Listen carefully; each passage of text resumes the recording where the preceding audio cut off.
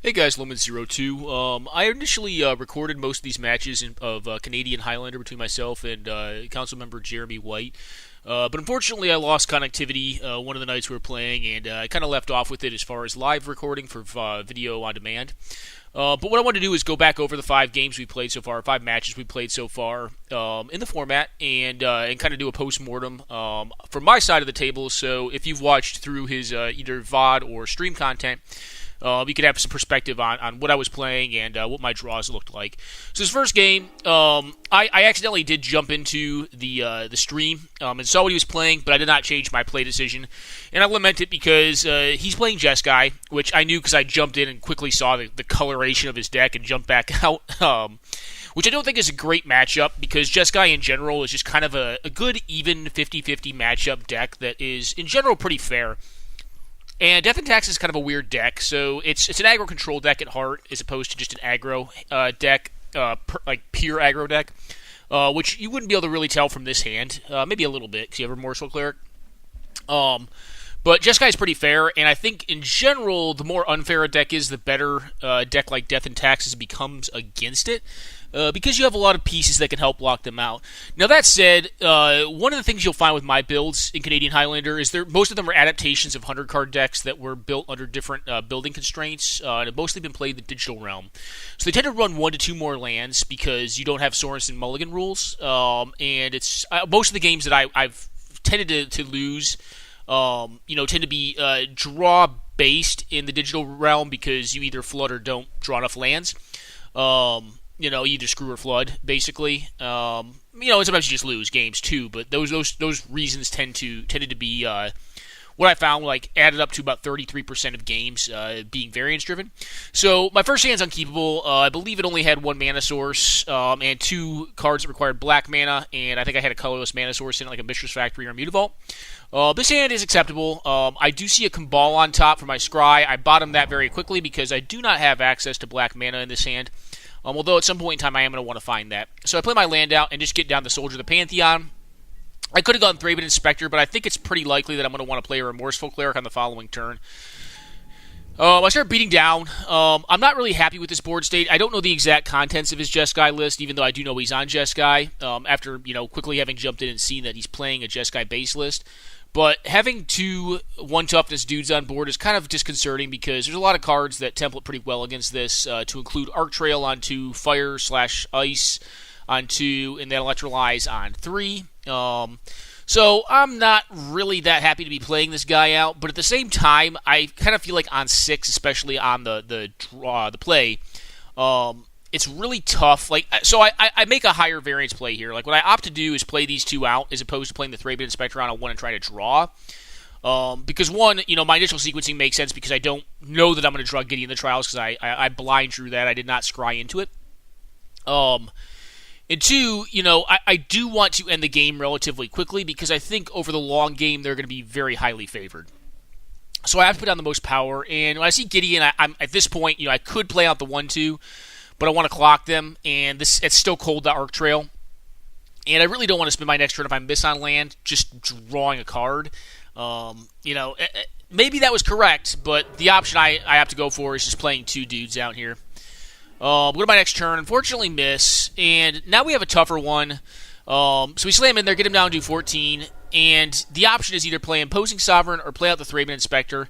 They have 2 mana at this point. They have not killed my stuff. It does not mean they're not going to kill my stuff on end step to get some value.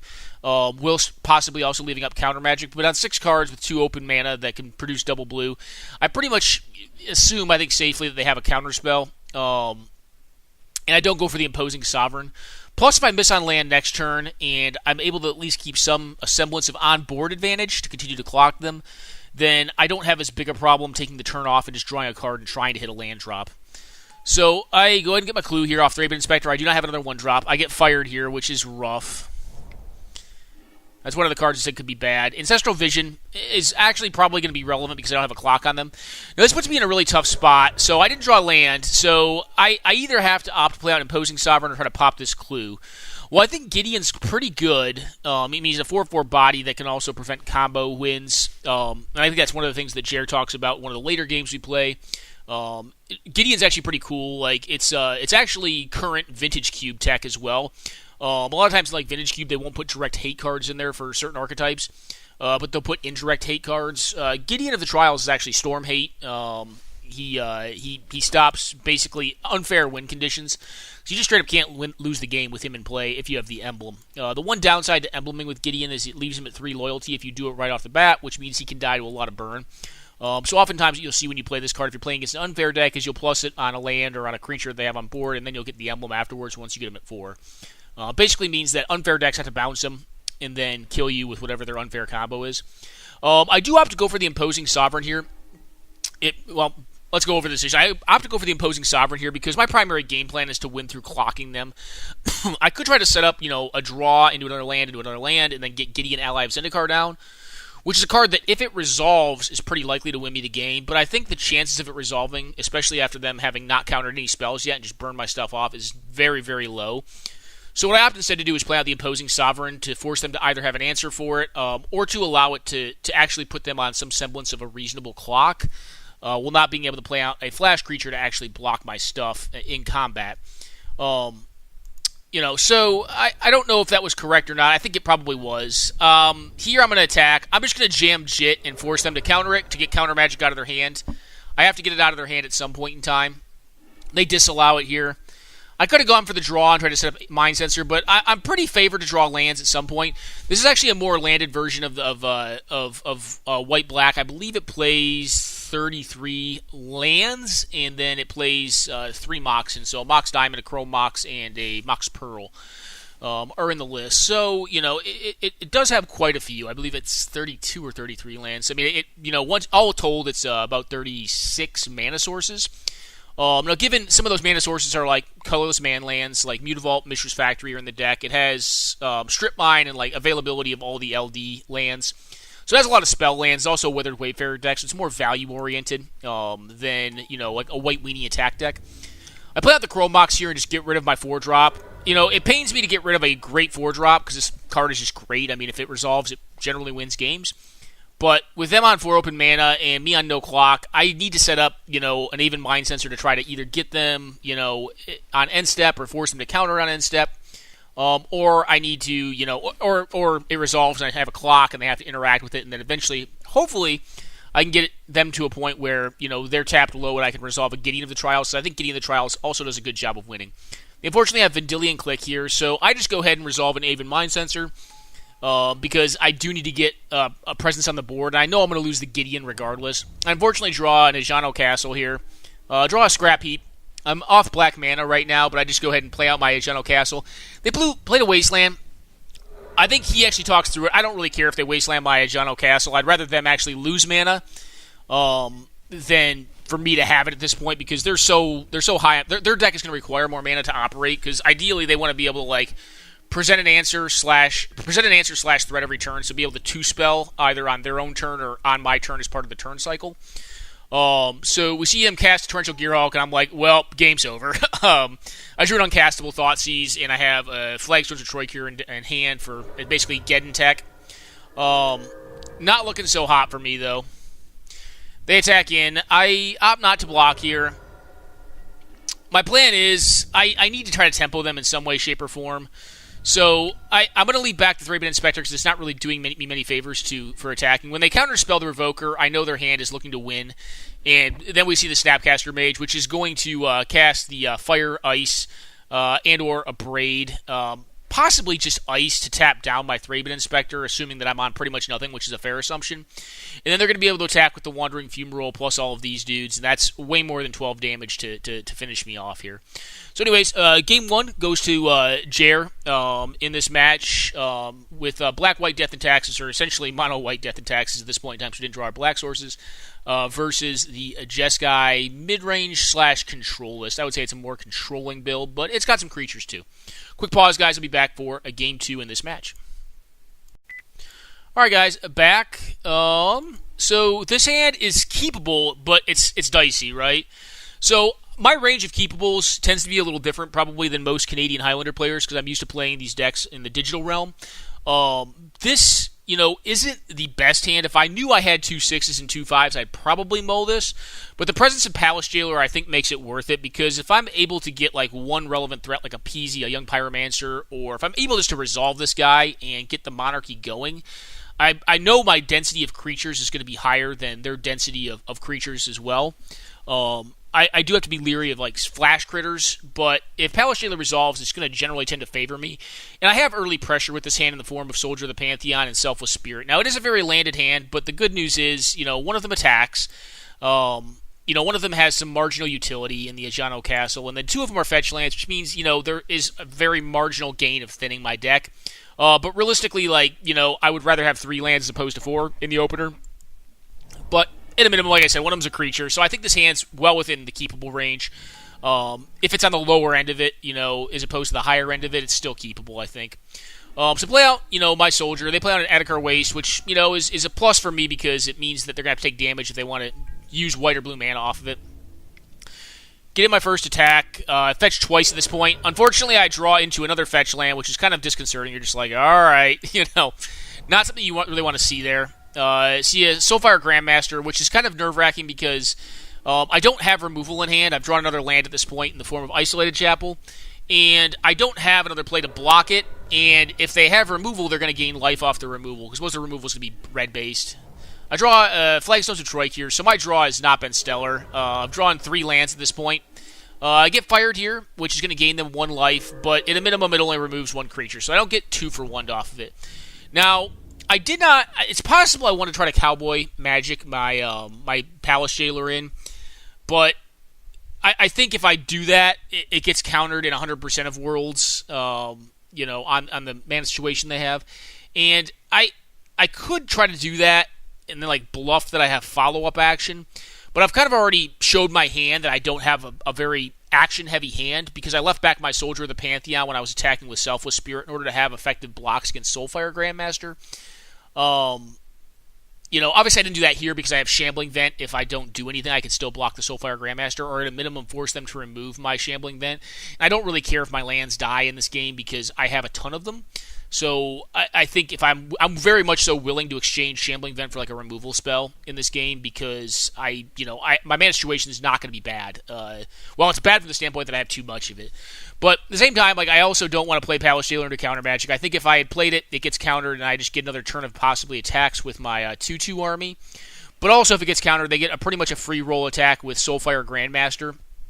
So if I was going to go that way, I would have done it probably main 1, just to see what they did. And then I'd still only be getting 2 damage and probably leaving back Soldier of the Pantheon, because attacking or blocking with Soldier of the Pantheon is pretty much the same thing if you're getting hit with the Soulfire Grandmaster. So anyways, I end step here because correction. So I draw my first non-land card. It's Land Tax, which is also very, very bad. I don't play a land out because the hope is here, and Land Tax is a more questionable one. I think someone asked if I was playing, what's his name? I don't know that Canadian Highlander community that much, guys. I think someone asked if I was playing Aaron or Alexander Thorne's list. Aaron Thorne, I want to say, I'm sorry if I'm screwing your name up, brother. I believe he played a white-black or maybe a mono-white Death and Taxes list in the 2018 championships. My list is not his list, so I used to play, and still do play to some extent, a format called 100-Card Singleton, which is a ban list Highlander format that had sideboards. And this list was teched for, I think, beating up on big control decks. That's why it's running Land Tax, because Land Tax in the deck is intended to be kind of like White Ancestral Recall. Is the card that good as a pure aggro card? Well, not really. It's very, very slow to accrue advantage, but it does accrue a significant amount of virtual advantage, and it synergizes pretty well with Armageddon effects. But you're also playing it just to accrue virtual advantage. Obviously, drawing it in the mid-game is horrible. Generally speaking, what you want to do with Land Tax, and I think it's better suited in a more pure aggressive White Weenie beatdown strategy, is land a turn 1 Savannah Lions of some sort. Probably not Savannah Lions because no one really plays that card anymore, but just a 1-mana threat. And then on turn 2, play Land Tax and don't play another land out. That forces your opponent to play into it because you have an onboard threat. You have onboard advantage likely unless you're playing against another very aggressive deck. You can sack lands in hand and then just, essentially, over 3 turns of getting 3 lands out of your hand, or deck accrue a lot of incremental virtual advantage in your draw steps.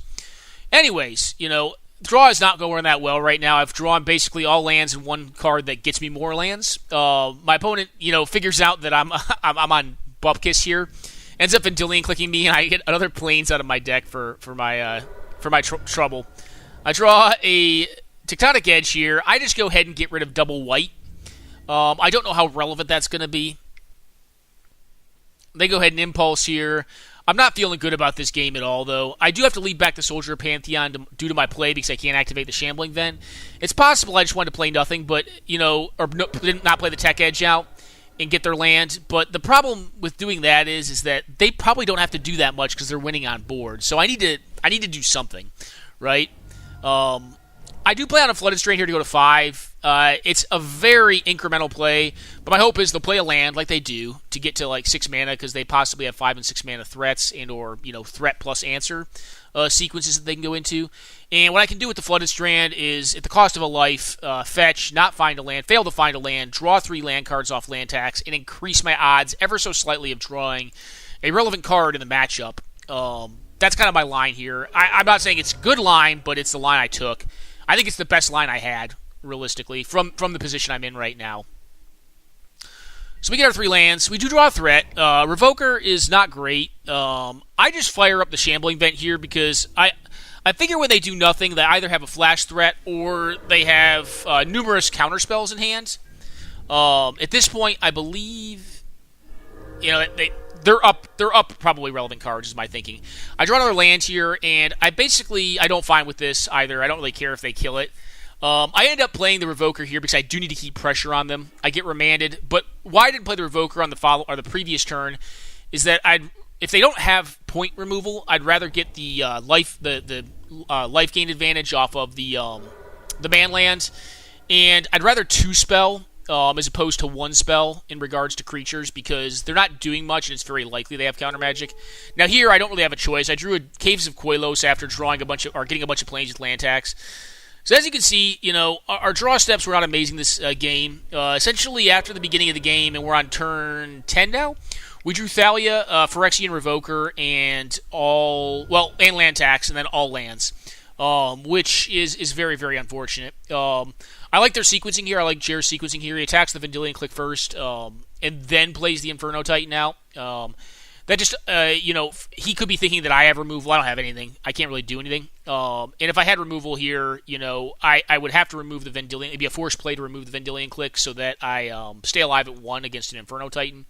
But then I'd be drawing pretty specifically to an answer to Inferno Titan.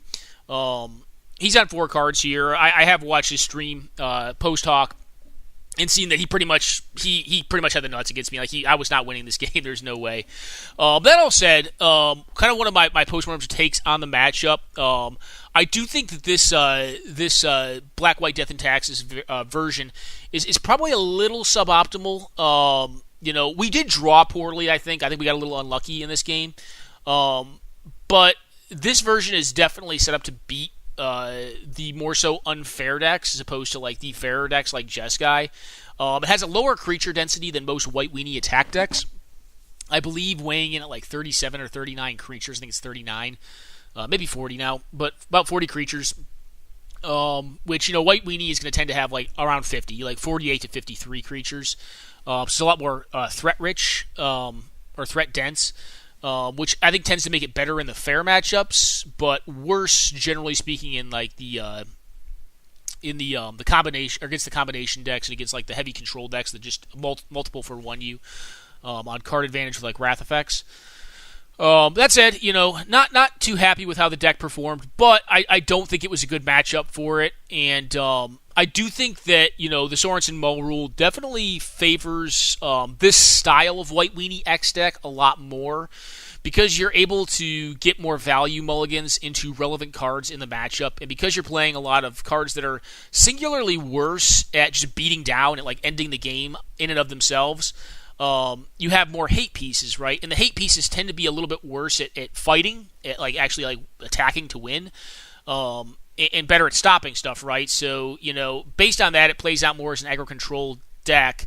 And the lack of value moles, doesn't allow you to get after the most relevant threats for the given matchup. And in this case, you really just want good beef sticks, like Brie Mazes and stuff like that are great in this matchup because their burn is going to be more poorly templated against it. You know, it's going to have to be like Flame Slash, Path Exile, Swords to Plowshares to get after like a Brie Maz or something along those lines. Anyways, guys, I'm going to go to a quick pause. I'll be right back momentarily, and I'll cover the second game I played against Jer. All right, guys. So match number 2. So I'm playing blue-white control here. One of the cool things this matchup, actually, I think we sequenced our mana well in this one to at least conceal to some extent what we were playing. I think we had him convinced that we could be playing some sort of high tide deck. We're not. I have back to basics here, which, depending on the matchup, can be great. I did top my land cards there. I just played on an island. I don't want to show them white yet. I don't have a Wrath effect, although I do have access to a Wrath effect through Mystical Teachings for Mystical Tutor to find Terminus. And Mystical Teachings is actually pretty powerful in this deck. So my points, and I'm sorry, I didn't cover points in the last list either, but this deck's points are Ancestral Recall, Mystical Tutor, and Dig Through Time. Is how it's pointed out. Mystical Teachings is very powerful in this deck, and I'm splashing black pretty much solely for this card, and I think for like Nile Spellbomb. This card allows you to find Mystical Tutor, which can either find you a win condition, i.e. entreat the angels, because this is legitimately, I call it blue-black, or blue-white splash black miracles, really blue-white miracles. Or it can find Terminus for very mana-efficient multi-for-one answer. Or it can just find, Ancestral Recall into Flashback into Dig Through Time, and you get, something like a 6-for-1 with an Ancestral Recall still in your graveyard. So anyways, Birds resolves here. My opponent doesn't have a very fast draw, so I'm kind of comfortable hanging back and, leaving up Prohibit and just hanging out. I draw to a Dissolve, which I knew I had on top due to my Scry off of Serum Visions. And I think Jeremy made a comment on Dissolve. I think he said that he thought I was pretty deep on it because Sinister. I think it's Sinister Concoction. Maybe it's not Sinister Concoction, but the new counter spell that allows you to surveil. But he's probably right. I just haven't updated this list in a little while, or I've updated it, but I didn't really dig through it for the new sets. And Dissolve could possibly just be the new surveil card. The one thing I do like about Scry as opposed to Surveil a little bit more in this matchup is that Scry does help set up Miracle effects probably a little bit better. But the Surveil is probably still just in general better because I do have quite a few Delve cards in the deck. Well, I guess only 2 at this point. But there are some Graveyard Matters cards in this deck. So anyways, opponent plays on a land and just says go again, and I'm like, oh, this is cool. I can get behind this. I draw a land, which I also knew I had on top. That was my next draw. I don't put down my my Celestial Colonnade here because I want to play around, one, Wasteland, so I can't get locked off of, mana, which he does Wasteland us. But I also want to set up Mystical Teachings. One thing he comments on, and I debate, but I don't go for because I think it's silly, is he tried Wastelanding me there on main 1 to see if he could get me to cast something. A Factor Fiction or something like that, or Mystical Teachings in this case. I don't have to go for the Mystical Teachings in response to the Wasteland trigger, because I don't really want him to resolve a 4-drop. There's a lot of scary 4-drops in these colors, and realistically, I don't know what list he's playing. I mean, I do know the list he's playing now. I didn't at the time. He's playing a Bant deck, a Bant Blink deck, that does not run a ton of Planeswalkers, but my fear is, and why I don't go for the Mystical Teachings to get something like Ancestral to just get way up on cards, is that if he resolves a 4-mana Planeswalker like a Gideon Ally of Zendikar or like an Elspeth Knight Errant, I probably do not have good outs to that. Like I can Wrath of God a creature, which I can do with the Mystical Teachings eventually. But dealing with a Planeswalker is a lot more problematic and takes me a lot more turns. I'm off double white mana, which means if I go for Mystical Tutor to find my Council's Judgment to blow up a Planeswalker, he gets a lot of turns of value off that, so I don't go for it. All that said. So I do just play out the island again here, because I'd still like to set up the Mystical Teachings here, if possible. I allow Soul Ring to resolve, and I definitely counter Tamiyo. I think he notes Tamiyo does not do a lot in this matchup, at least on the board as it stands. But Tamiyo eventually will do something, which is draw a bazillion cards and allow him to play them without paying their mana cost, which is good enough for me. I don't have an answer to an onboard walker. Archon of Valor's Reach. I was very happy to draw the untapped blue source. I'm able to Mystical Confluence this, and I think it pretty much spells the end of the game.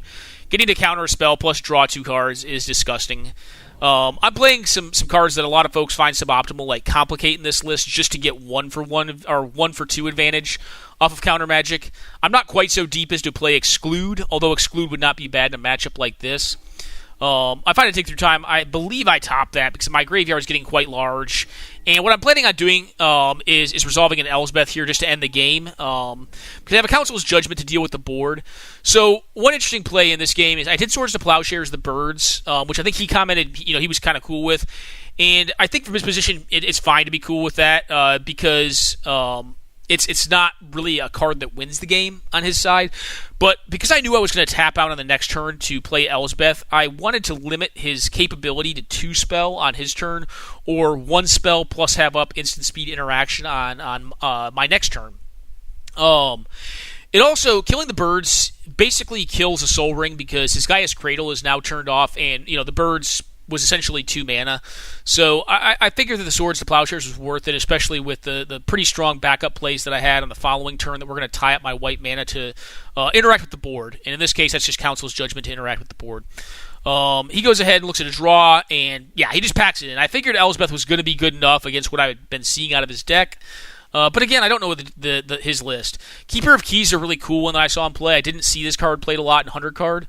The cards I saw played the most in that format were Marchesa out of 4-color Blood, and or Mardu midrange, and Palace Jailer.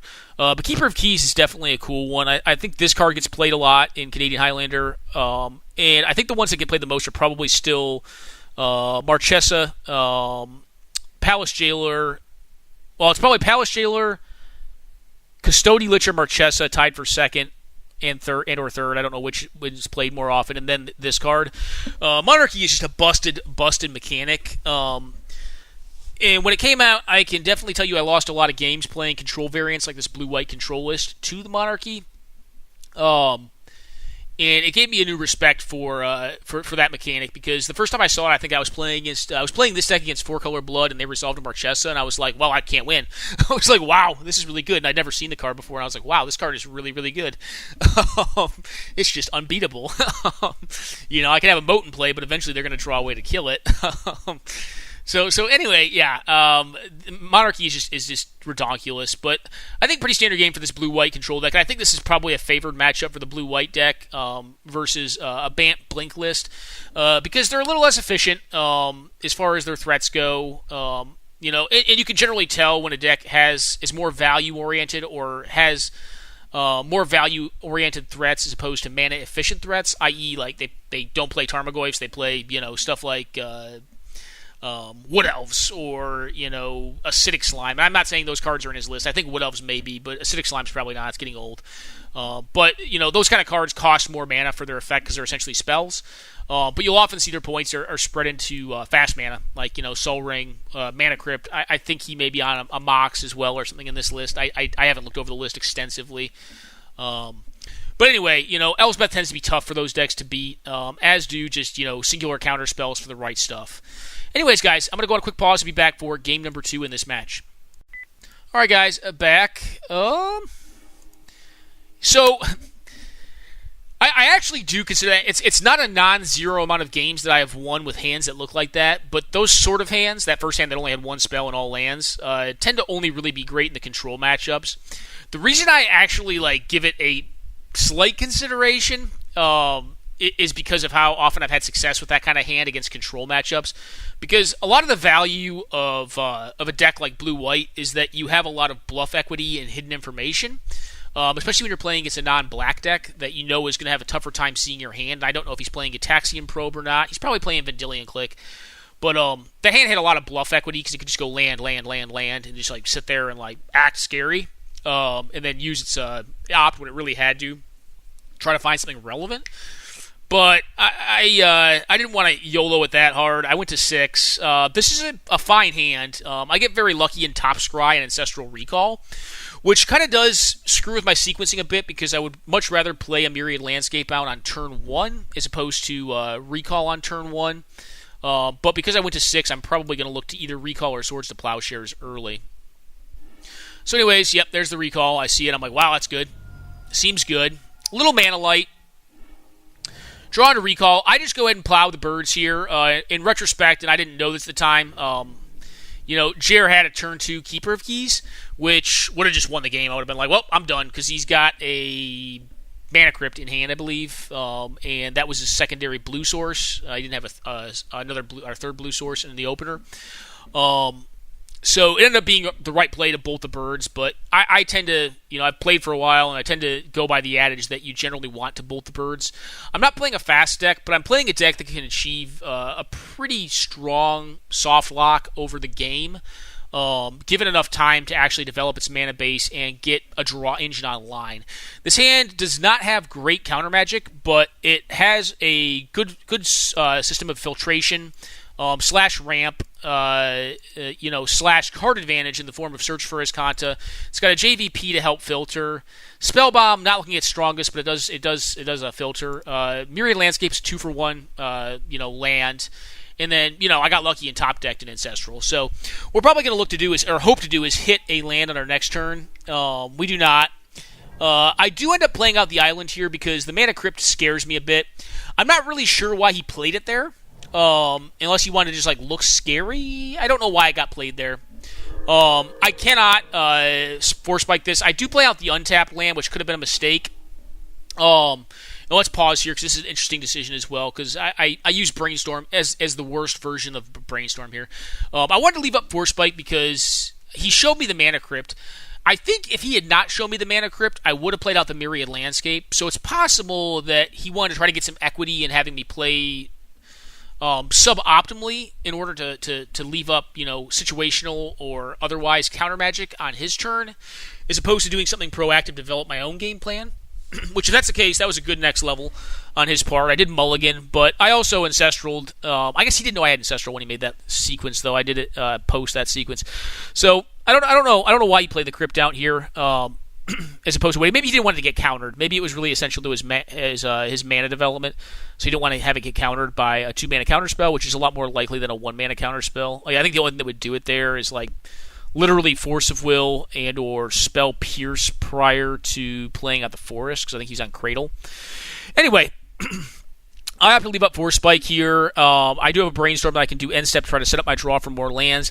I do not hit well off his Brainstorms. This is kind of a Fate Seal, a bad Fate Seal off a Brainstorm, and why oftentimes you want to use it as a sorcery speed effect. I was hoping to high roll into a fetch land, or honestly any land, any untapped land would have been better than what I see here. Because of the way I've sequenced this, leaving up Force Spike to stop, a possible 4-drop Planeswalker is what I was most worried about. I go for the end step Brainstorm, because I know my mana is going to be tied up on the next turn, because I'm going to want to leave up Memory Lapse here, especially with an untapped mana or a tapped mana source coming into play. Opponent has white mana now, which is spooky because it means that Avid Mind Sensor is a reality we could be living in. They resolve a Coiling Oracle. I'm not going to Memory Lapse that when they still have essentially 4 mana left. I think that would be a poor use of the card. I know what I'm drawing here. So I pitched the Nile Spellbomb because I don't think it's a relevant card in this matchup. I don't have black mana to actually cycle it.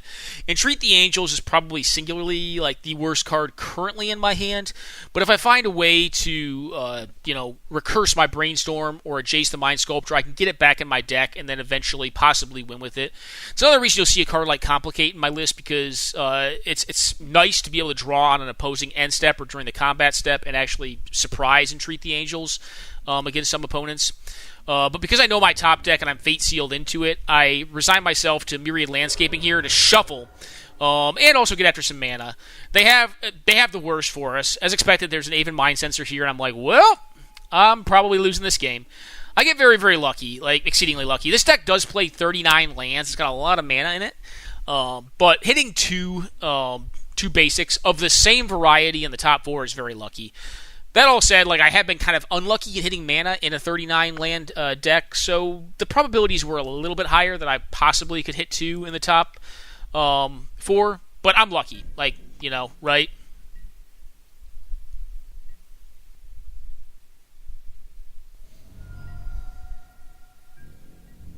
So I get beat down here.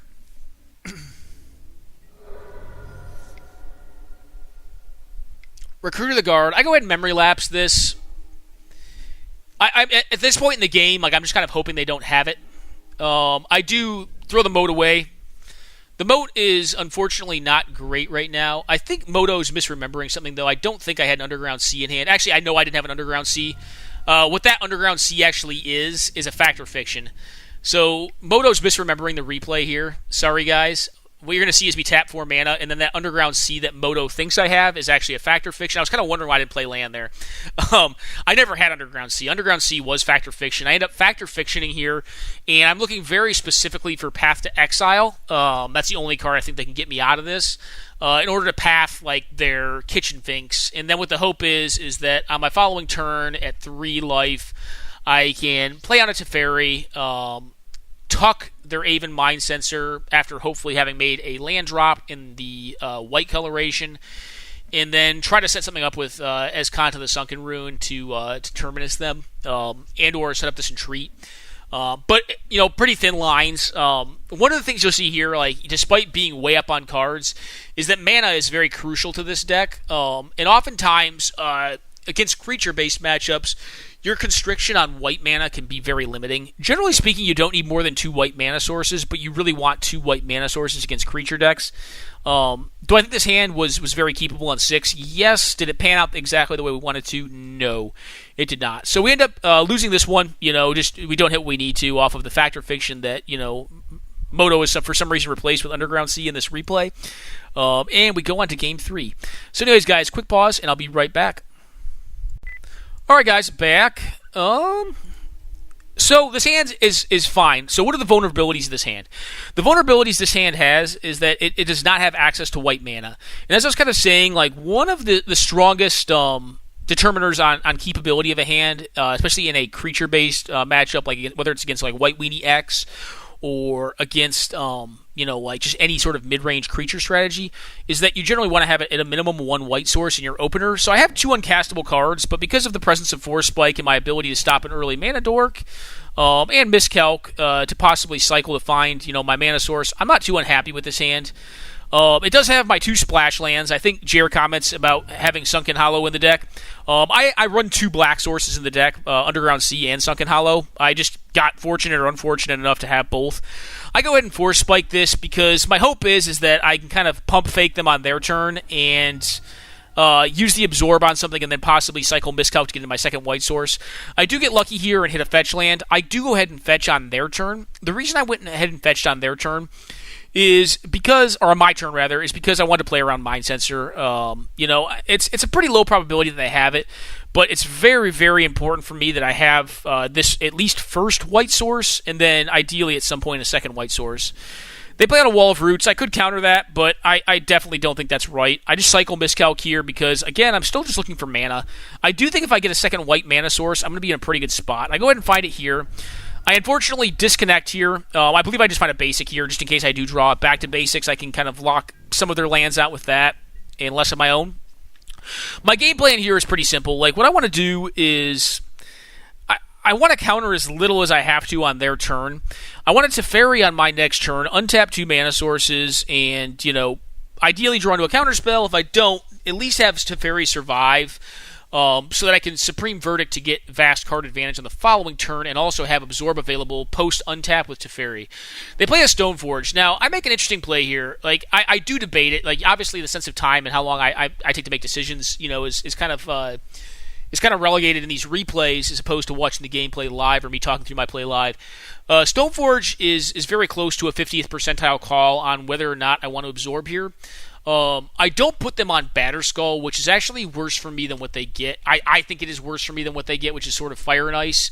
I put them on pretty specifically Jit and then probably a sword of some variety. Probably either Sophie or Sword of Feast and Famine, depending on which way they want to go to grind card advantage. But I don't put them on Skull. If it had been Skull, I think Skull is actually a little spookier for this hand because it's a fast clock, and I don't really want to blow the Skull up with Supreme Verdict. Then, I guess at the same time, Skull is not horrible for me either because I can just get it on the backswing with Absorb. But Skull makes any crappy creature that I don't want to counter relevant, especially on what appears to be a decent mana situation. So I don't absorb this. I'm looking to kind of get long-term value off of it. That said, the vulnerabilities of this play is that if they have Vendilion Click, or a Court of Calling, or Nimble Obstructionist, I can just get really had by this line of play because it's going to be enough damage to actually kill my Teferi here. I draw into another land here. I just play out the basics. I go ahead and play out Teferi, draw, find a Mana Leak, which is actually a really good find because it's going to mean I can untap and leave up Mana Leak. Now, unfortunately, they do have Court of Calling, which is a pretty big game, so they get to go for a 2-drop. I get very lucky here, though. They don't. I think he was looking for Scavenging Ooze in his list. One of the cool things about these, well, one of the good things for, at least for me in this situation, against these more value-oriented mid-range decks, is that oftentimes they kind of forego some of the beef sticks. Like, in this situation, Tarmogoyf would be infinitely worse for me than something like Coiling Oracle is, even though, Coiling Oracle is more card advantage. I'm going to be able to accrue a lot of card advantage through my Supreme Verdict and my Teferi, so I don't really mind losing like a card, especially if it's a land, as opposed to like a relevant threat that actually deals with my onboard card advantage, aka Teferi. So I know I'm going to take a sword hit next turn, but at a minimum, because they're going to have to use the Stoneforge Mystic here, if they don't, they're going to get Mana Leaked, right? They actually cannot kill my Teferi. One sequence... Actually, even if they had hardcast it, it wouldn't have worked because I'd only take 4 to my Teferi, which puts down to 1. I don't really care, about the loyalty of Teferi. I think they wanted to bolt my Teferi with the Sword of Fire and Ice. I think he just had a misclick there. I don't really care about the loyalty total of Teferi. Honestly, I don't often think of ultimating Teferi in this. Oftentimes the game ends before you ultimate Teferi. Once you get him on board and he lives through an untap. What I'm looking to do here is just, accrue advantage. They got a free card off of the Sophie. Yeah, buddy, it's actually funny. I'm actually covering these games now, and it looks like we're going to be playing some more here relatively soon. Yeah, man.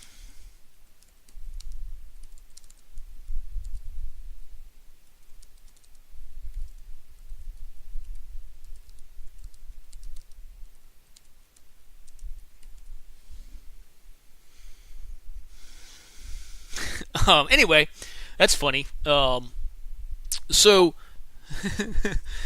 anyway, the Sophie gets a free card, and he's able to get up on some cards. So I do think going back, it probably was. I still think it's a 50-50 call on Absorb. Yeah, of course, man, of course. Absorb is just interesting, right? Because if I absorb there, they don't have the Sophie, but the upside on it is I get to go for a 3-for-1 here off of my Supreme Verdict. Let's call it a 2-for-1 because I got a free card off of Sword of Fire and Ice. Actually, you know what? At the end of the day, Supreme Verdict is really just a 1-for-1 because they got a free land off of this Coiling Oracle. They got a free card off of the Sword of War or Fire and Ice. So realistically, Supreme Verdict is dealing with the board situation, but it's really only 1-for-1 advantage. The only reason I'm really up on cards is because I have a Teferi in play, and it's drawn me 2 extra cards at this point, which, you count all those cards up, and that's 3 cards up on my opponent, right? So I'm going to Supreme Verdict here, and then get the untap, and then have Absorb up. The value in this line of play, as opposed to absorbing their Stoneforge Mystic, is that at post Supreme Verdict, I'm able to leave up Counter Magic, which means I'm probably going to get their last most relevant card, which I kind of like, because oftentimes, one of the things that, decks will tend to do is allow you to Supreme Verdict 2 to 3 things, and then cast a big relevant spell that would have required Counter Magic while you're tapped out. And I don't have to do that here. So I go ahead and just Sup Verdict the board. I untap, I believe, 2 basics, because I don't want to get waste locked out of, out of being able to cast my Absorb here. Yeah. Alright, I untap 1 basic land. They go ahead and play some big, not some big threat, but an Eternal Witness here. They're on 2 cards, though. I don't want them getting back Court of Calling or Stoneforge Mystic or really any of that nonsense, so I just go ahead and counter this. And if they have another threat, that's cool. They can equip a sword to it, but I have Path to Exile to deal with it. I go ahead and draw again. I could cast down Elsbeth here, which is possibly more correct than Jace, but I figure Jace just completely locks up this game. Like, it's just so many cards. You don't really get to see the namesake of this deck work, which is Miracles. But you do get to see the Planeswalkers just accrue disgusting advantage. He goes to a draw step here, finds a Kitchen Finks. I allow the Kitchen Finks to actually resolve. I could counter it with Mystical Confluence, but I'd rather just tie up all of his mana. I don't know his last card, but his last card's probably, One, it's not going to get around Mana Leak, and two, I think he's probably going to concede to either play. And if he is running like a couple Miser counter spells, which I'm at this point I do know what his list is, but at the time I did not. If he's playing Miser counter spells, he could end up getting the Confluence, whereas like it's going to be a lot tougher to get the Path to Exile, and I get to eat 2 additional mana of his on the Sophie equip. And while I'm drawing two cards plus 1 a turn, 3 cards a turn with an Impulse and a Mystic Confluence stand, probably can't lose, right? And all that said, I mean, I'm gonna Elspeth on the following turn and just win the game that way, because that card just wrecks mid-range decks. It wrecks a lot of decks. It wrecks basically everything except for combo. And it's just a good way to win. Anyways, guys, this was a blue-white control versus Bant Blink. A pretty good matchup for blue-white /black Miracles. It wants to play against value-oriented mid-range. It wants to play against permanent-based aggressive decks. It's marginal against combo decks. Depends on the combo deck. Like High Tide is horrible. Storm is not good. Graveyard-based synergy is okay. You'll see that I have some tech in the deck. I am playing a Nile Spellbomb because I think a lot of graveyard-based decks are pretty good. I also like having a Nile Spellbomb as like a Miser that also cycles to deal with like delve mechanics, etc. So, anyways, guys, that was game number 2, and I believe that was the end of the games we played against Jer in his first stream. And then I'm going to go on a quick pause, and we'll jump into the 3 games that we got to play in against Jer in stream number 2. So back at you guys momentarily. All right, guys, back.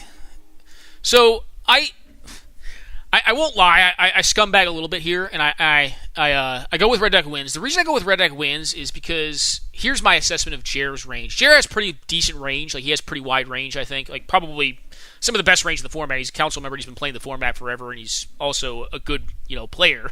But I do know, just based on my knowledge of him as an individual, that he prefers to play blue decks. I think his self-professed favorite deck is also High Tide. It's also a very good deck, but High Tide is horrible against this style of deck. So I kind of like tech into this list, or I kind of, to play the man, I opt to play Red Deck Wins. Because, one, it's a good deck. People talk a lot of shit on Red Deck Wins. They talk about how it's just an easy deck to play, and it is an easier deck to play, but playing it 100% correctly can be tougher. But I also think if you know your meta, and it's very controlling or very combo-oriented, Red Deck Wins is a good way to go. It's also cheap, so it's easy to play that way. Anyways, my point spread in this list before I jump into it, and if you guys are really interested, I can jump into my deck list. My deck list, you're not going to be as tuned to the Victorian meta, or the Victoria Canada meta, as obviously Jer's lists are, because he plays there. I do not. I live in America. I don't get to play this format excepting in the digital space, because there's just not a community for it where I'm at. And honestly, like, my collection wouldn't even support it nowadays. My collection is mostly old school stuff. So I mean, I have the money cards for it, I guess, like the power cards and the duels, but I don't have the range of cards anymore to play this, because really in paper I only play draft, which I mostly get my cards back, and I play old school IRL, so to speak. So anyways, I see my opening 7. It's not a keepable hand. I believe it has like 1 man land in it. It just doesn't function. I do mulligan down to 6. I see a Magma Jet on top. I actually opt to bottom the Magma Jet, because I'd actually rather just natural into a land as opposed to having to Magma Jet on my opponent's turn, or on like my upkeep or something like that at some point in time, depending on how the mana works out, to find lands. This hand is mana hungry. It's got a Hellrider and a Sulfuric Vortex, but Sulfuric Vortex is very, very good. It's a tougher permanent to deal with, being an enchantment. But what this hand lacks is early aggression. I think Jer aptly points that out in his stream. I don't have like a turn 1 Jackal Pup, which is Jackal Pup is probably not even the most playable card in Red Deck Wins anymore. I still play it. 90% of the reason I play Jackal Pup is not because I think it's good. It's because I just have a nostalgic love for the card. I think it's good enough. Like, it's thematically good enough that, against the decks it's going to be good against. It's really what you want to be doing. Against, like, blue decks, it's, what are they going to do? It's Jackal Pup. Like, they just get beat down for like 8 damage by it. But anyway, the hand does have plays on 2. It does have a pretty strong mid-game to it.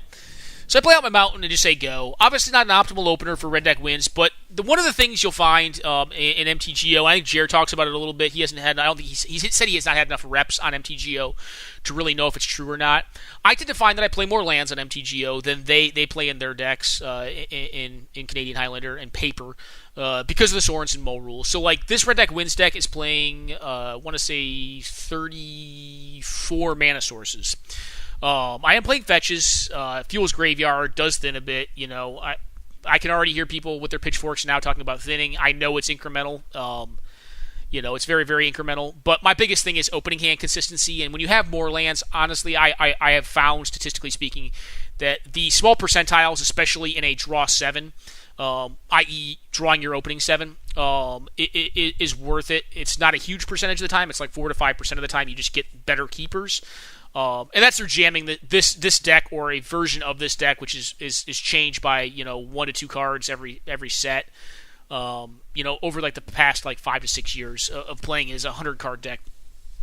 That said, I do run a few more lands, and my range for keepable hands probably is wider than most keepable hands you see in Canadian Highlander because I know how bad it is to go to 5 on Moto because you don't get a second 6, you don't get a second 5. And going to 5 on the play on an aggressive deck is generally not a winning strategy. Now, Jared talks about, how going to 5, if you have like just a horrific 6 that does nothing, is good, and I don't disagree with him.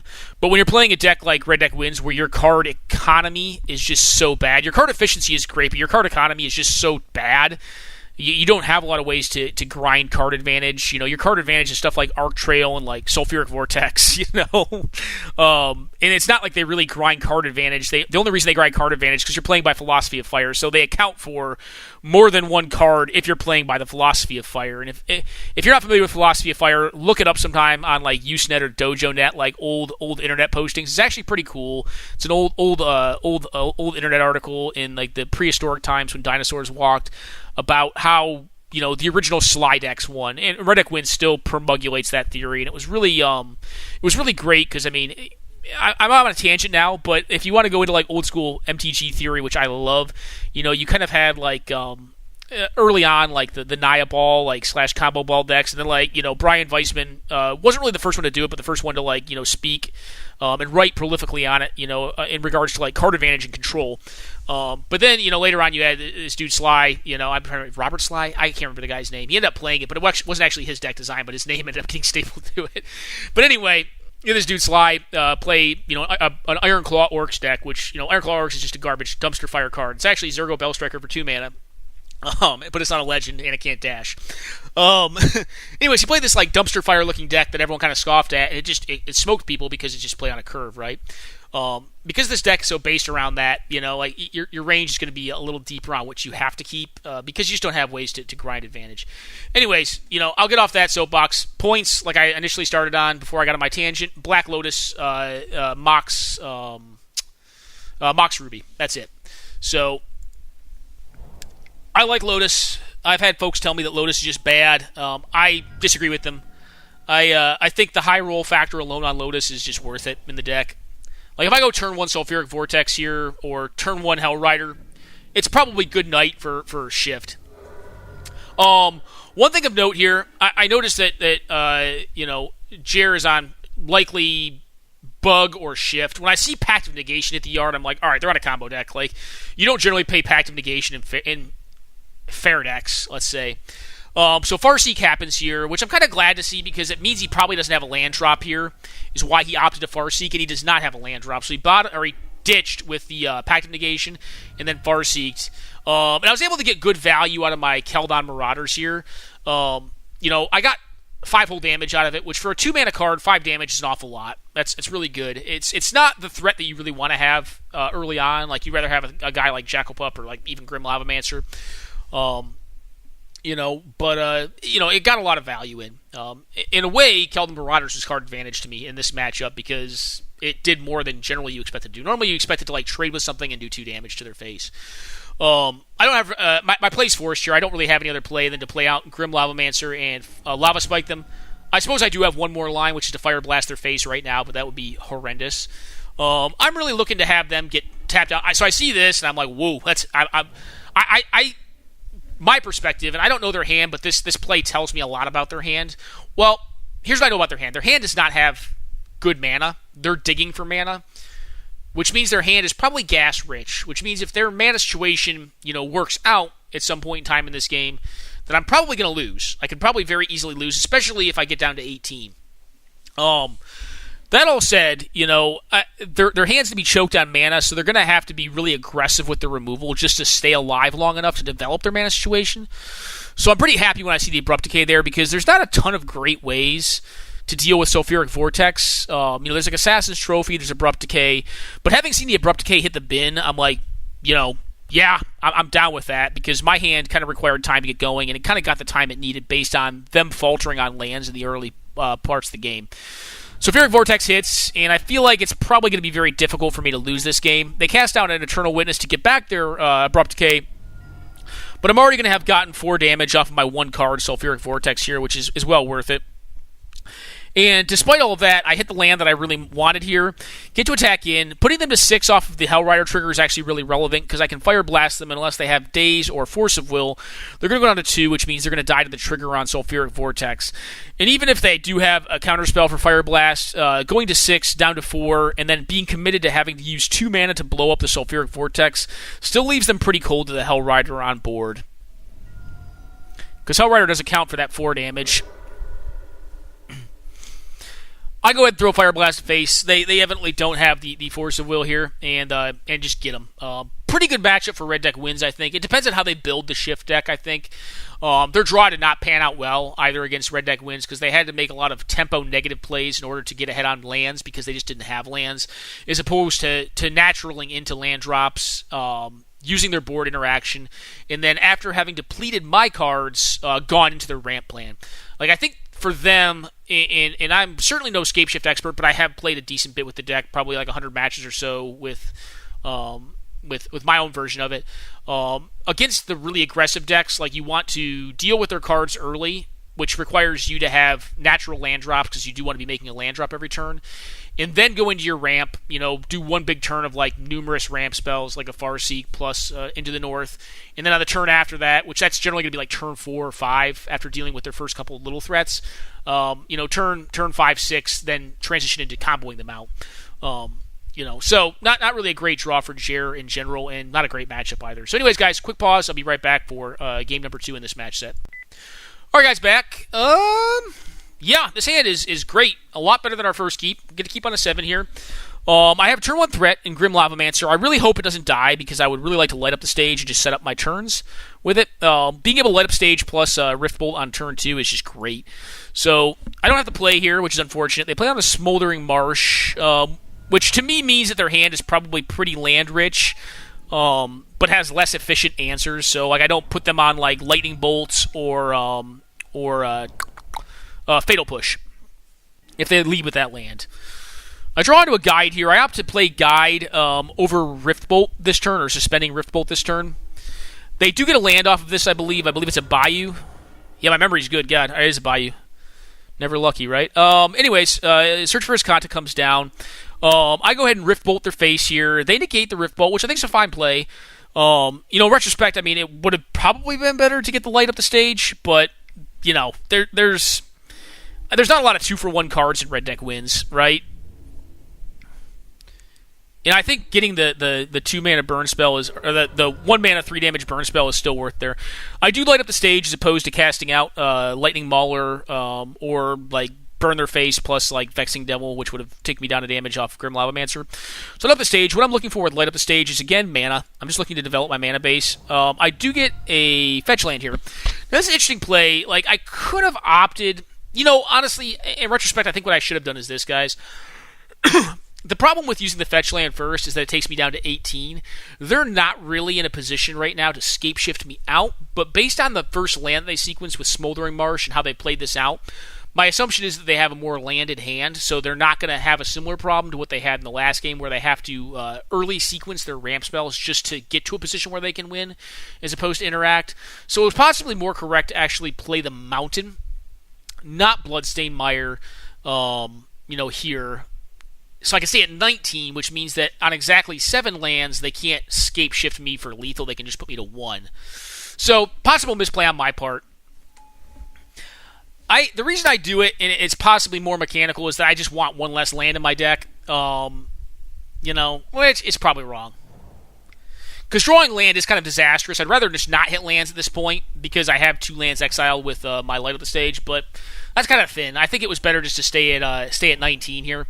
I do draw a Searing Blaze here, which is great. Make my land drop off my exiled card from light up the stage, burn out the Goblin Dark Dwellers, cast the Vexing Devil here. They're going to opt to take 4 from it. They're going to take 4 from it either way because I have a Lightning Mauler, which I played out specifically to sequence into the Vexing Devil. And they're going to take a hit for 4. Now, I have an interesting consideration here. As it turned out, I would have played the fetch land regardless in this sequence because I needed my 4th land. But that said, I have an interesting decision here. I actually do consider not attacking with Goblin Guide here because my consideration is this. They cannot flip more than likely the Search for his content unless they have numerous instant speed spells to cast on their upkeep in response to the trigger. Numerous very cheap instant speed effects. But the consideration for not attacking with Goblin Guide is that, if they don't have land in hand, and I failed to relook at the revealed zone here, but I did think through this, is that if they don't have a 7th land, they can't actually kill me next turn, so they'd have to have land plus a way to get after Scapeshift. I relook at the revealed zone after considering this for a moment in-game, and realize, oh yeah, they have bad lands, which... in my opinion, was possible missequencing on their part. No offense, Jer. But I think it would have made my consideration a little more difficult if they had played bad lands out as opposed to some other land out. Because it would have made my Goblin Guide attack more debatable. I.e. if they had kept a Snow Island or a Snow Forest or whatever they didn't get with the ramp spell. If they had kept one of those in hand and played the Badlands out, I actually may not have attacked with Goblin Guide because that forces them to have more 2-card combination. It forces them to have land plus a way to get after Shift, which is just more cards, right? It requires more cards than them. But when I realize they have Badlands in hand still, I'm like, all right, whatever, YOLO. I'm just attacking with the Goblin Guide. Because I know as well as I think they do in their talk. He talks about it in his recorded match or in his stream that if he hits the combo card, if he hits one of the combo cards, he just wins the game. I believe he was holding something like Snapcaster. I think he was hoping that I would maybe do something crazy like attack here with the Grim Lavamancer. I just go ahead and burn him out on main phase. I have a follow-up play in the form of Sin Prodder if I get stifled, into double blocks or something like that. If this had been stifled, I probably would have just played Sin Prodder and attacked with all 3 of my dudes after hasting the Sin Prodder. Anyways, that's how it goes. He definitely was not without ounce. I do think I think I misplayed this game a little bit. I think I probably should have fetched when I did it with Light Up the Stage. I think I should have saved the fetch. Now, it ended up not being relevant, but I think in a world in which I drew a non-fetch land, I would have actually played it out of hand before playing the fetch land out of the exiled zone from Light Up the Stage, because being at 19 is a lot different than being at 18 against a Scapeshift deck on 7 lands, right? So anyways, guys, quick pause. Be back momentarily for the next game in our match sets. Alright, guys, back. I'm going to be playing some 4-Color Blood this time. I think this is one of my... 4-Color Blood is one of my favorite decks for just sheer gameplay alone. I don't think it's... I think the deck is actually, depending on the meta, fairly match neutral. Now, that said, it does have a tougher matchup against combination-style decks. And Jerry is playing a combination control deck. So I think it's an interesting matchup. I think it's probably like a 45-55 matchup, though, at the end of the day. And it's a little more draw-dependent for the 4-Color Blood deck. I think it's a little bit of an advantage to the Shift deck. I played the matchup probably like 15 or 20 times in 100-card formats, not Canadian Highlander, so unpointed versions of Highlander. And the Shift deck tended to edge out the 4-Color Blood deck a little bit. But it was really draw dependent. If I had if I was on the 4-Color Blood side of things and I played optimally and I had good hands openers with hand disruption, I tended to do pretty well. Otherwise, the long game definitely goes to them. Plays out a Veteran Explorer, which is not something you generally want to see on 4-Color Blood, because this version of the deck is exceedingly greedy. It only plays 1 basic land. But this is a more aggressive build of the deck. My build of this deck is definitely more aggressive and less value-oriented, because I think that does give it an edge against combo-style decks, because it ends the game more rapidly. And then against more aggressive decks like Red Deck Wins, it just tries to race. But this version of the deck, of 4-Color Blood specifically, can win with just 4 lands. The one issue with this hand is that it really, it wanted to keep that Elvish Mystic for sure. And it's a little slower to kind of get out of the gates. It's got 3 4-drops now. It had 2 4-drops to start off with. But I kind of edged towards a keep with Lightning Helix in it because it can interact well. I didn't know he'd be playing Scape Shift again. He does play a Valakut out, which to me means, he probably, again, has quite a few lands, but less efficient cards in hand. And he wants to get the Valakut out of the way by playing it early as a tapped land. So that's it. I draw another 4-drop here, which is like, oof, not good. I do play out the Lava Claw Reaches here, tapped because I can't really do much else. Get beat down by Veteran Explorer. Feels bad, man. I believe he Farseeks here, and he actually does not play another land, so actually he's mana tight on this hand, and he's kind of relying on the Veteran Explorer to get him into more mana. I play out the Horizon Canopy here. I get kind of unlucky and draw the Forest. I mean, it's like lucky, unlucky. Like, I do need my next land, but I did not want it to be my one basic forest in the deck. Because if Veteran Explorer does die at some point, it means I can't get a free land off of it. I get hit by Veteran Explorer. I make what I know Jer considered a more controversial play here of using my Lightning Helix to shoot face. He ramps twice. I just shoot face here. I know it doesn't put me beyond 7 shift range, but it does take away 3 life from my opponent. And because my hand has 4 4-drops in it, I just know that my mana is going to be too tied up to really ever resolve Lightning Helix effectively as the game goes on. So I'm just like, I'm just going to pitch it at face right now. Go up a little bit on life. I draw Saskia, which is another 4-drop, so I have 5 4-drops in hands. Not looking great. I kind of have a debate here on whether I want to play Saskia or play a Johnny Vengeance out. I end up going with Saskia so I can get 6 damage in. The reason I also do this is because, I have a Bloodbraid for next turn to get some value against counter magic, which is what I go for. I just play Bloodbraid out. I would love to get a Marchesa out, but I don't think she's going to resolve. I just play a bunch of beef sticks here. Renegade Rallier, not really a great pull off the top. I don't attack because I can't get any more basics out of my deck. If I could get more basics out of my deck, I may attack there for some value. He Mystical Teachings into a Mystical Tutor, into a Bonfire of the Damned. Ends up getting me for 4 here, blowing up all of my dudes. But again, this really isn't that horrible for me because I still have a lot of 4s in hand. I still have a lot of gas in hand. It's going to be slow gas. I just need him to be tapped out because any counter magic's going to put me back a lot. He DTs here, and I figure I'm probably dead on my next turn. So when an opponent DTs and doesn't do anything, you can generally be pretty, and they're on Scape Shift, you can be pretty sure you're probably dead. My best draws in deck were counter magic at this point. So if I draw on counter magic, I'm sorry, not counter magic, discard. If I draw on discard, my guess would be I was probably going to get counterspelled here by anything. So what I end up doing is just tapping this. I could bolt his face with a Johnny, but it's only going to take me up to 16, which is not enough to avoid the 18 damage that Scape Shift does. So I go ahead and pack it in here. Actually, a decently close game. Closer than you expect. I had some mana troubles, and I kind of got strangleholded on 4s. There's not a ton of 4s in this deck. The 4s are important in this list. They're very, very important. But oftentimes you don't want to draw 1, 2, 3, 4, 5, 6 of them. I think there's 8 in the deck. Drawing 6 is a lot of 4s. So we kind of got choked at the 4 spot as opposed to being able to double spell on any given turn. And the hand in general was not very disruptive. It was more just aggressive. Which is not horrible because, if you're going to do one thing against Shift, you want to put them on a fast clock because you don't want to give them time to kind of get into their combo. But you also, if you're not the fastest of clocks like Red Deck wins, you want to be able to disrupt them as well. And I just wasn't able to really do that in this game outside of tapping a land that didn't really matter that much. Anyways, guys, I'm going to go on a quick pause. I'll be right back. All right, guys, back. Yeah, this hand's interesting, right? So one of the things I think Jer commented on it that this list has going on in it is as opposed to probably some of the more recent Canadian Highlander, Victorian Highlander, Canadian Highlander list, 4-color blood list, is that it runs all the man lands. I'm not standing by and saying they're the best, but it was kind of a hedge for me. The reason I run all of the man lands that are viable in this deck in the list is because I think at the time I created this list or this version of the list, I was playing against a lot of either a control list or aggressive list. So I made the deck kind of into more of like an aggro control based deck, and the man lands were a good hedge against the control list of the format.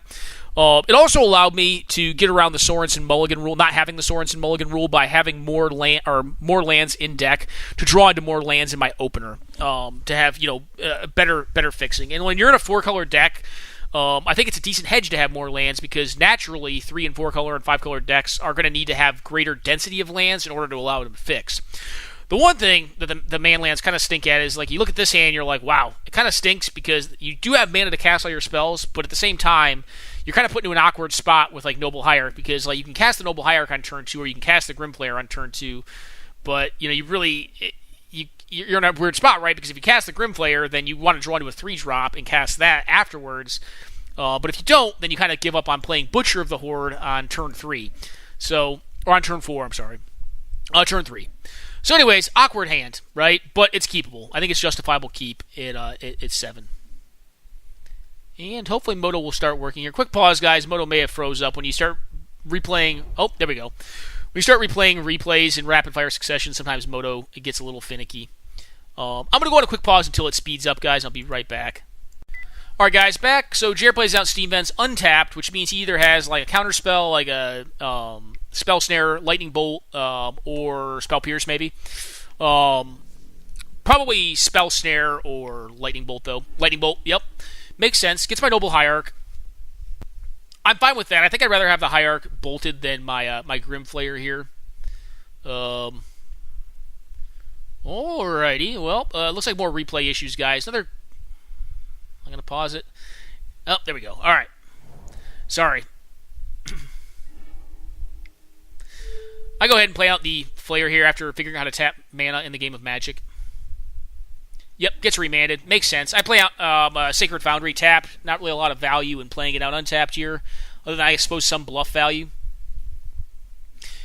Jared plays out Kodama's Reach, gets Swamp, Snow-Covered Swamp of Note, and Forest. Makes sense. His mana looks pretty good here, with the exception of he only has 1 red, which could be relevant. Oftentimes I find that, like, when I play Scape Shift, I only want 1 source of red, but I definitely want 1 source of red mana. And actually, I think it'll come into... this game will show where that becomes relevant. Because I do have a Vindicate in hand, and Vindicate can blow up lands. I'm not always going to say that it's the best line of play with Vindicate, but in some matchups, in some games, it's very, very powerful. Especially in, like, against decks that are 4 colors, and you can, like, take them off a colored mana source. Alright, opponent plays out. What happened here?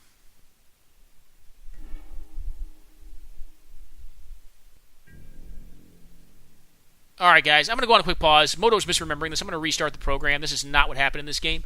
I'll be right back, though. This is not what happened in this game. So, it was kind of a cooler game, this. So anyways, I'm going to go on a quick pause, probably restart Moto, because I've been playing a lot of replays, and we'll be right back to see this game, number 2, in the 4-color Blood vs. Scape Shift match. Alright, guys, back. Let's see if Moto is going to work correctly this time. So they play out the Veteran Explorer, cast Into the North. They don't tap out for nothing.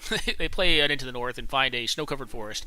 I go to my turn. I have a kind of a cool play here. So I can lead on the Tidal Scholar and see if it gets countered, but on 2 lands, it's not likely to get countered unless it's like something along the lines of, like, gosh, what would it have to be? I feel like Evasive Action could do it here, because that's four different land types. So they could Evasive Action this and counter it if they wanted to. But, like, Mana Leak doesn't do it. Remand, we know, is out of their hands. So I think it's going to probably resolve. They go ahead and Mystical Tutor here, which I'm happy with, because I'm going to do a trick play here. Tidal Scholar is kind of like an old worded card of this variety where, like, it's like an Exiler creature. The old Exiler creatures are worded poorly so that you can sack them in response to their actual triggered ability, and then their leaves the battlefield or dies abilities will occur before their ETB ability does, and you get to still have the effect permanently. So I'm going to basically exile a card from their hand. Basically, I casted Castigate that gave me 5 life off of my Butcher of the Horde here. So I get to look at their hand. What I see is... Alright, let me pause it, because I think... No, I didn't get to see yet, so we'll wait here. Yep, I give my guy Lifelink. Lifelink's actually not irrelevant here. Quick pause, and I'll go back to their hand in a moment. Lifelink's not irrelevant here, because being at above 21 life means being at 24 life, or 24 life plus, means that your opponent needs to to have 9 lands. So 8 lands is 21 damage, 9 lands is 24. Or they need to get you below 21. 21 is obviously a relevant mile marker, and then 18 is kind of like the first mile marker. Like doing 7 on Scape Shift's pretty easy. Getting to 8 or 9 is a little tougher. And sometimes the list can run into mountains, like just raw capacity of mountains to actually win. So anyways, we get to look at their hand. Their hand includes a Force of Will, which is uncastable due to having used the, correction. Has a Force of Will, a Platinum Empyrean, and an Impulse. Impulse is the last card that's actually in the exiled zone now. So they do not opt to Force of Will my Tidal Sculler, which, is fair. But I'm unable to do this play where I just get rid of Impulse permanently. They can't, and they're not able to cast Force of Will now. They can't know that my follow-up play here is Vindicate, so them finding the Bonfire of the Damned is really good for me because I'm going to be able to Vindicate their Steam Vents now, which is relevant in 2 ways. One, it puts them back on lands to be able to Scape Shift, and or just hardcast Platinum Empyrean, which is a card that they could reasonably hardcast if the Veteran Explorer dies in combat, which I don't want it to. And they also can't cast this Bonfire of the Damned. It's kind of just going to be a turd in their hand. So anyways, I play my Vindicate on their red mana source, put them off of being able to Miracle Bonfire of the Damned, and also go up to 24 life, which means, again, it takes 9 lands to actually kill me with Shift. I play out Avacyn's Pilgrim. I let them hardcast Force of Will to kill my Grimflayer. I could have opted to actually sack the Avacyn's Pilgrim to gain more life, but honestly, it's not really that relevant here. They draw pretty well for the turn and draw into a Toxic Deluge, which the reason this is important is because it allows them to find 2 lands, and it gives me one basic land, my 1 forest. But this puts them really close. Like, any land drop allows them to hardcast Platinum Empyrean, which is a big game. It's going to be tough for me to beat that card. I do have a lot of white removal in deck, but I'm obviously hellbent. I have nothing in hand. So any land will allow them to Platinum Empyrean. And at this point, if they have they couldn't. We know they don't have a combo piece. They have Bonfire of the Damned and Platinum Empyrean pretty exactly in hand. But actually, land into Platinum Empyrean will be their best line. So untapped land into Platinum Empyrean.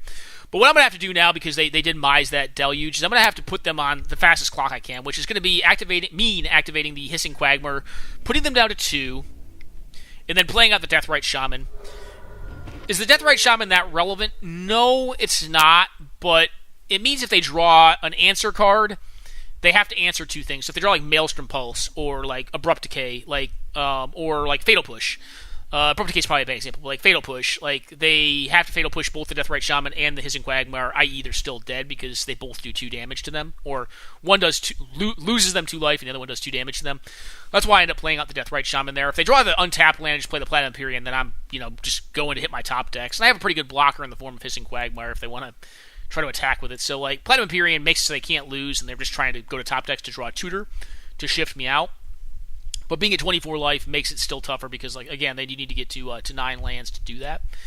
Anyways, guys, hope you enjoyed the second game here. I'm going to go on a quick pause. We'll jump into Game 3 of this match set between 4-Color Blood and 4-Color Scape Shift. Alright, guys, back for game number 3 of this match. The first hand was unkeepable. It had basically 2 comes into play tapped. Well, 1 comes into play tapped, green-red land, and then 1 Stomping Grounds. Red tends to be the lowest volume splash in the deck. It tends to be 4-Color Blood tends to be an Abzan-based deck. So I mulliganed that hand. It was not good enough because it had base Abzan cards in the hand and didn't really need red mana. And I go to this hand. This hand is risky, but I think it is worth keeping with a Scry. It very much so needs to hit white mana, because again, it's a base Abzan deck, but it does have a Tarmogoyf, which can become a very large threat, in an attritional game, which this game will likely be attritional. And it has 2 mana dorks, that can kind of get me there as far as mana goes. But again, it needs white. Drono Deathrite. Deathrite is probably, if I was playing to just play my own cards, I would play Deathrite here over Fyndhorn Elves, but I just assume they have some way to kill Deathrite. And they would have. It would have been horrible to have my Deathrite killed there, because I need Deathrite to use their graveyard resources, i.e. Misty Rainforest, to make white and red mana. So, maybe it was most correct to just play on Elves of Deep Shadow first. when they leave up 4 mana, I just opt to go for the Bloodbraid Elf here to try to get some value. Because I'm so low on land resources right now, I make a more questionable play and just blow up my Fyndhorn Elves. I'm fine on black mana. The clock could have been relevant, but what I'm kind of worried about here is getting choked on mana. Now, my version of 4-color Blood, like I said, is running more lands because it's set up to be played on Moto, and it's also running man lands to kind of hedge against the control decks, so it's a little higher in land count. So, I'm still pretty favored to hit lands here, but what I don't want to have happen is get, like, Wrath of God in some way. I mean, they don't have literal Wrath of God, but I don't want to get Wrath of God and then just not be, like, cold to top decks here. I think you kind of see that's how this game plays out regardless. I just kind of get, cut off of white mana, which is a risk of the hand. So we get in there for our first real damage off of the Bloodbraid Elf. They cycle a Canyon Sloop. I go ahead and play on a Kasali here because I'm going to play at main 1 just due to the fact that it's going to boost my attack capability on Bloodbraid Elf. It also hedges against cards like gosh, can't think, guys. Search for Iskanta. They go ahead and counter this with the Mystic Confluence, which is a beating. I'm able to then play a Tarmogoyf, which I think is going to be great, but unfortunately they have Force of Will as well. But Tarmogoyf did a good job there. I mean, it got 2 cards out of their hand, forced them to exile Ancestral Vision, which is not really great. It's a really slow card in this matchup, to get some value at Force. But basically we traded Kasali Pride Mage, Tarmogoyf for 1 Mystic Confluence is kind of what it came down to. So, not horrible. We do get Fatal Push here, which is a big game. That's really big because it takes us off our white mana, and we're sitting on 2 pretty, not exceedingly relevant, but white cards we can cast. Fleecebane just because it clocks people, and Vindicate because it can answer anything on the board, which at this point may just be blowing up a basic land, or a Consecrated Sphinx. I go to a draw step because I just want to, see maybe I can beat the Sphinx if I draw a white source right now. I draw a pretty trolling draw here of Avacyn's Pilgrim. I'm like, God, Avacyn's Pilgrim, why? Because I can't use the mana off of it this turn to cast Vindicate to blow up the Consecrated Sphinx. So I'm pretty sure I'm very, very dead here because Consecrated Sphinx is going to, at a minimum, see them 4 cards. Which, is rough. They end up hard casting, I believe, the Bonfire here. And I'm just like, alright, well, they have blue mana up as well. I draw another trolling draw. The deck's hilarious right now. It shows me a Razorverge Thicket. And I'm just like, there's no way. There's no way. They have enough mana in play to scape shift me out. They actually, they probably have enough mountains left. Actually, maybe not, because there's a Canyon Slugon and there's 4 on board. I believe their deck can do 30 possible damage with scape shift, so it's possible we weren't getting scape shifted out in this game. Yeah, because 30 minus 5 times 3, 15. Yeah, so they only have a possible 15 damage left, which if you have below 18 left, it doesn't do anything, right? Yeah. So he would have needed to have 1 less mountain in play or exiled, because I believe Slew's exiled, yeah, in order to actually shift us out. So he wouldn't be able to shift us out. He'd be 1 land short, I think, of shifting. That all said, I don't think it makes sense to play on here. He's got 5 cards in hand. He's got a very big threat in play that I'm not going to outclock with a Fleecebane Lion. And although I could try to Vindicate it on the following turn, when he's up to 8+ cards, or he's seen 8+ cards more than I have at this point, it's kind of futile. So I go ahead and pack it in here. And it's kind of one of the ways we knew we could lose the match is if we just kind of didn't really hit on mana fixing, and or if the Deathrite Shaman, ate or bit the dust, which in this case it did. I mean, it got fatal pushed, and yeah, we just got buried by Consecrated Sphinx. All right, guys, quick pause. We'll go into the last game that we played against Jer here in the Canadian Highlander format. All right, guys, back. I opted to run back my white-black Death and Taxes list. I felt like it didn't have a good showing in the first match set. I mean, 1, it was a horrible matchup for it against Jeskai, and 2, like I have a special place in my heart for white attack decks, white weenie X decks. I don't know. It was actually White Weenie was the first deck I built in a 100-card format. Bottom that Kambal. This hand is on the verge. The first hand was unkeepable because it just didn't have mana. This hand's on the verge because it has a double white card in it. It has a 4-drop, but it does have 2 castables in it. Plays on a Blood Crypt. I'm also selecting decks like I don't know exactly what he's playing. Like he's playing Shift every single time. I think if I just wanted to win games of Magic, if I really needed to win the game of Magic, I'd play blue decks against Scape Shift. I think Scape Shift tends to have a tough time against heavier permission-based decks because they play a lot of cards that allow them to get mana advantage, but not per se protect their primary combination or their win conditions. So that all said, they're more threat light. Their threats are very good, but they're threat light because of the investment into interaction and mana advantage. So that all said, play out Spirit of the Labyrinth here. I think this again is probably close to like a 45-55 or 50-50 matchup. I don't think that this draw is per se great against Shift. But again, like I'm trying to keep like I'm in the dark a little bit. I do mull to a hand that can actually play a game of Magic as opposed to the first one, and I think it was better than going to my 5 card hand. There's a lot of 5 card hands that just don't play games of Magic from this position. I go ahead and play out the Scrub-a-Dub land here, or get the Scrub-a-Dub land. I actually Banisher Priest this. I don't know if this was correct to do. It could have been more correct to play out the Bramaz here. My thinking is this. If they have Scape Shift, or if they have like an Inferno Titan or something big, I'm probably just going to lose the game anyways.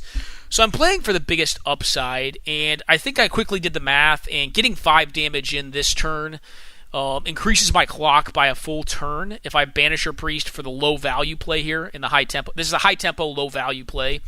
Because if the Banisher Priest dies, like it's horrible for me, right? Like it's just horrible because they get a Wood Elves back, go up to land drop, and then they can just kill me instantly with Scape Shift. But if they just don't have it, then this line of play could get there. But it is definitely like more of a cowboy quote unquote Magic play. It's just like, all right, I know my hand is not going to win the long game here. I need to try to tempo play them out here.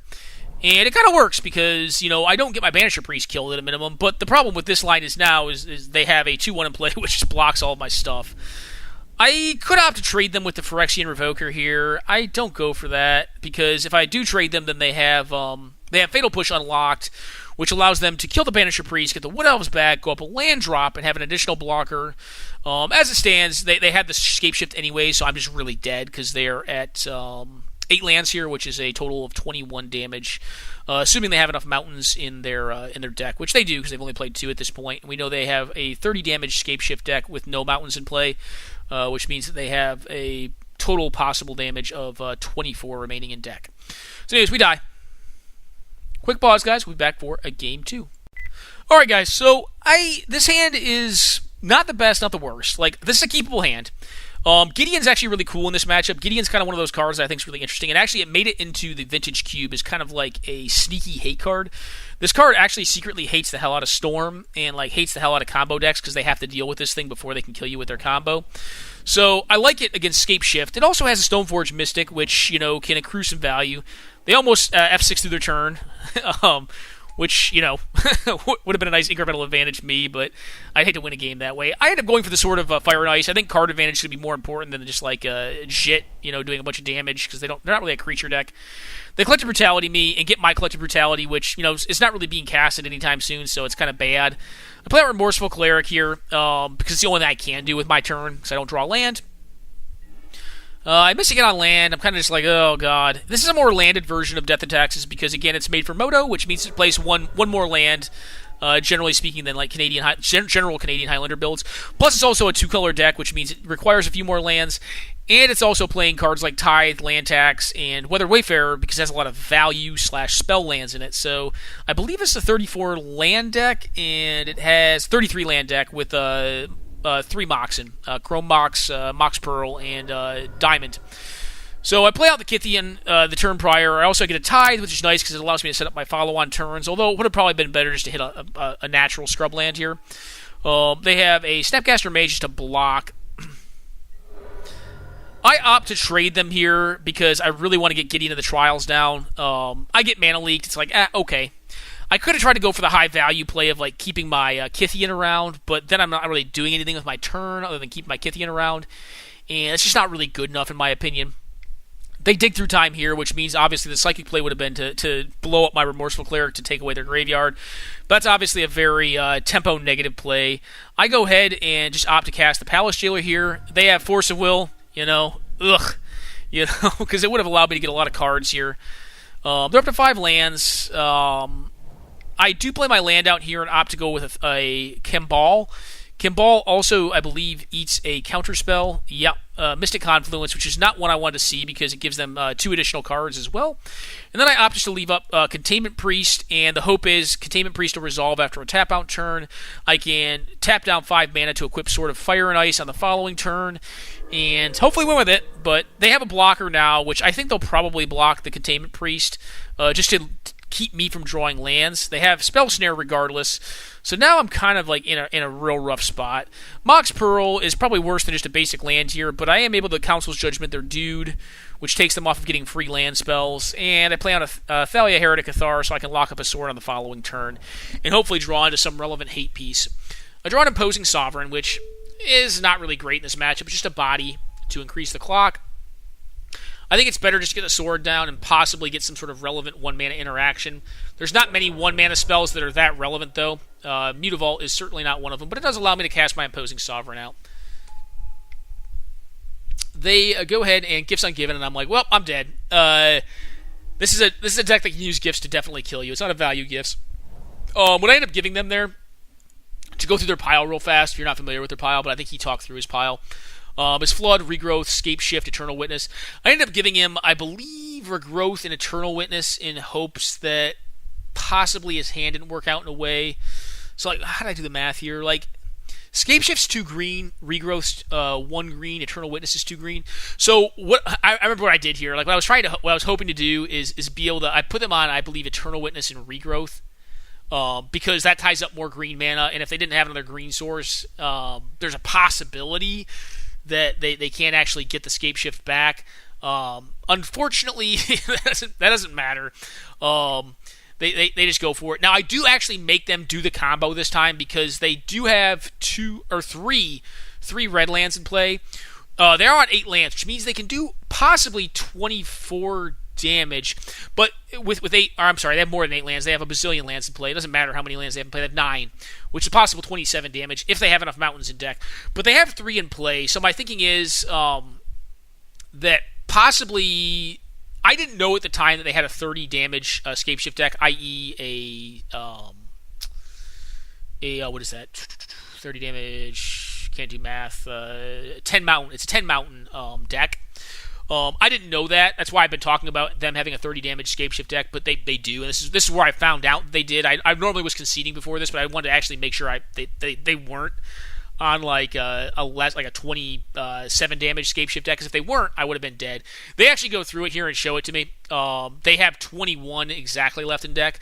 So that's how I know they're a 30 damage shift list, because the 3 additional mountains are a 10 mountain shift list, because they have 3 in play, and that would have been more than that.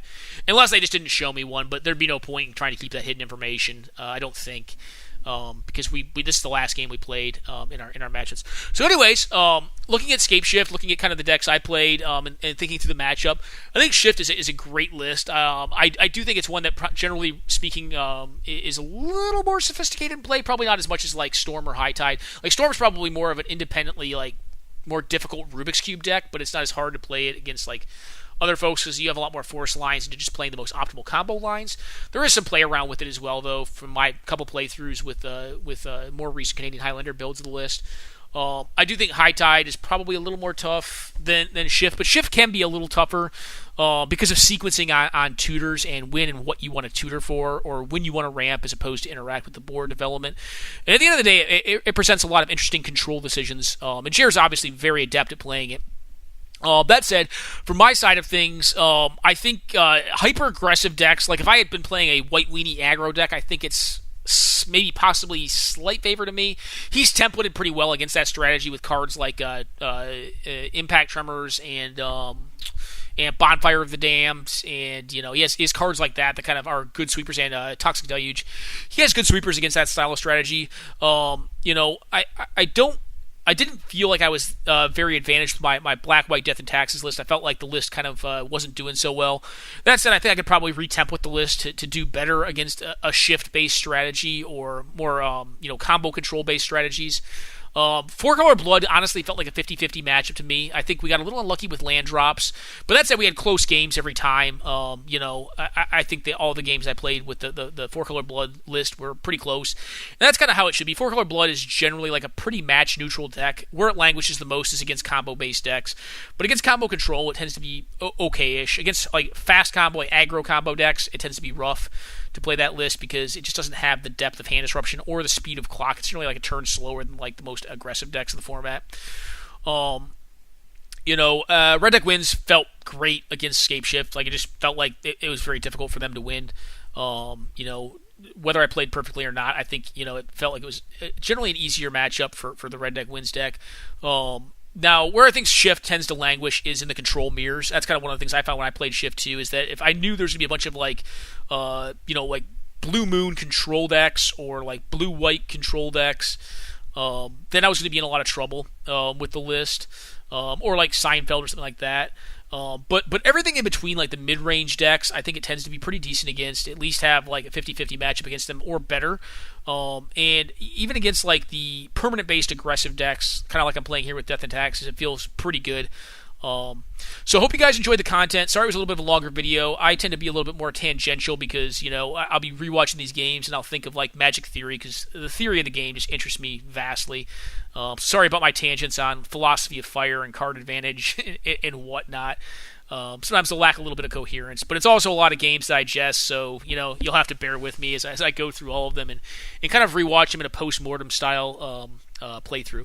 Anyways, hopefully in the future I'll be able to get some more live play video on demand content. I'm not a streamer. I honestly don't think my bandwidth could handle it.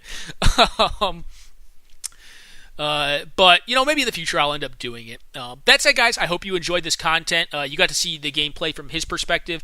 You get to see how some of my decks play out. You kind of get to see the interplay between these decks, and hopefully I played well given the options of the cards I had, and gave Jer some decent games that he got to kind of think through and puzzle through as well on his list and get some play reps on it. Anyways, guys, hope you enjoyed, and take care now.